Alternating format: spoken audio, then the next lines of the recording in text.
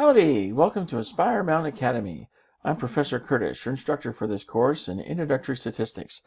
In less than 10 minutes, this video explains the requirements and other conventions for conducting one-way ANOVA hypothesis testing. Let's get started.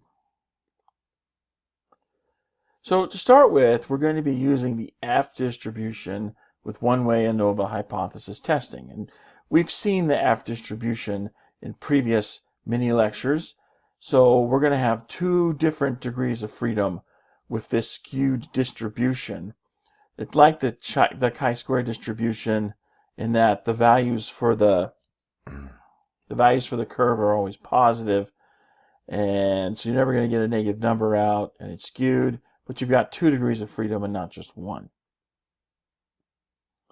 So one-way analysis of variance. Analysis of variance is what we mean when we say ANOVA.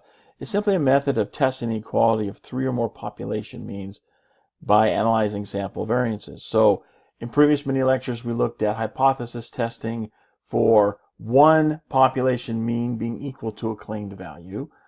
And then we moved on to examining, let's compare 2 population means against each other. Now we're expanding that out to say 3, 4, 5, however many population means we want. We can compare them with each other.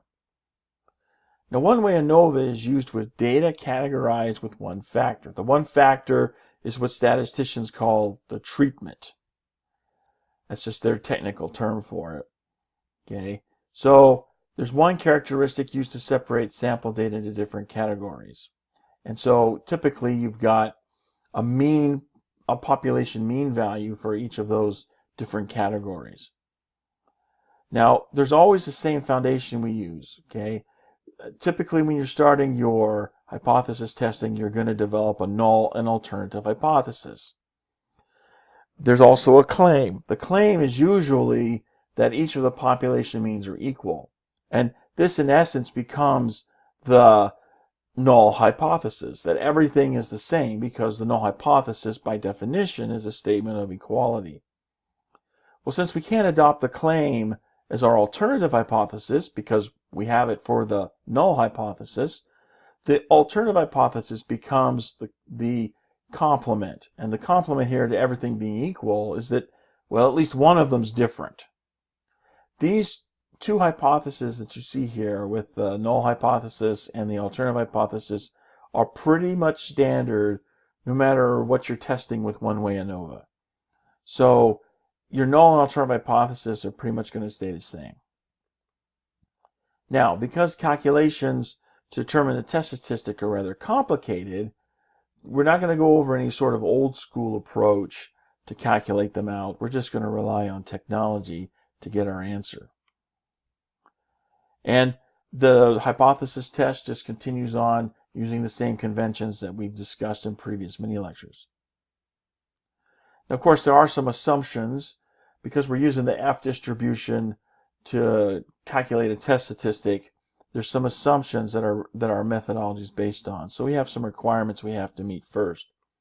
The first requirement is that the populations have distributions that are approximately normal. Second, the populations have the same variance or standard deviation.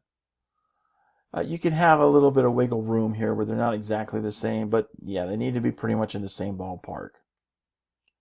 Samples are simple random samples of quantitative data, so there's no categorical data allowed here.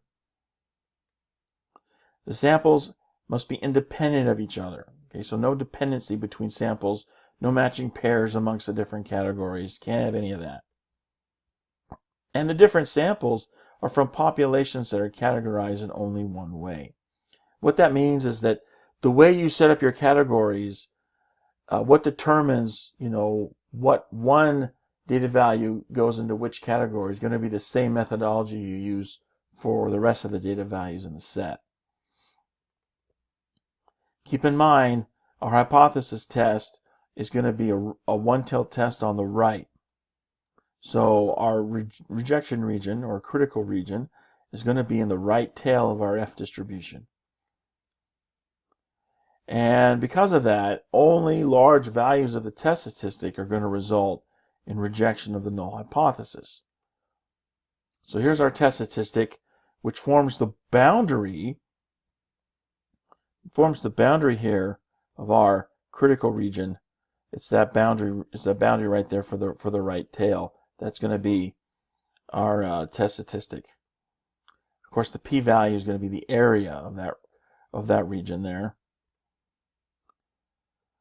And our statistic is going to be an f-score, which you can see here, somewhat similar to what we've seen before, with a slight nuance. The variance between the samples has this extra factor where we're taking the total number of samples and multiplying it by the variance.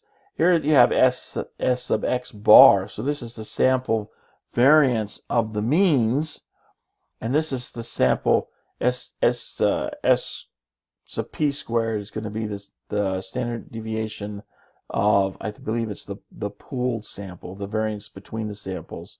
So when you square that standard deviation, you get variance. This is the old school calculation for the test statistic, but you hardly ever use this. You're just going to dump this stuff into StatCrunch and let StatCrunch do all the hard number crunching for you. But notice that we have there in the denominator, okay, depends only on the sample variances. It's not affected by differences among the sample means. So the sample means can vary considerably, but that's not going to affect the denominator of our test statistic. Also notice that our test statistic is very sensitive to sample means, because you get that number there in the numerator, the top part of the fraction. That's the variance of the sample means. So it's very sensitive to, even the slightest changes in your sample mean. Critical values are found assuming a right-tail test on the F distribution. So if we have k samples, then k is the number of categories that we have, and they each have the same number of samples, then all the sample sizes are going to be the same. So then our F curve will have 2 degrees of freedom. The degree of freedom for the numerator is going to be 1 minus the number of categories. The degrees of freedom for the denominator is going to be the number of categories multiplied by 1 less than the number of samples. Now this is when the sample sizes are all the same for each of the different categories.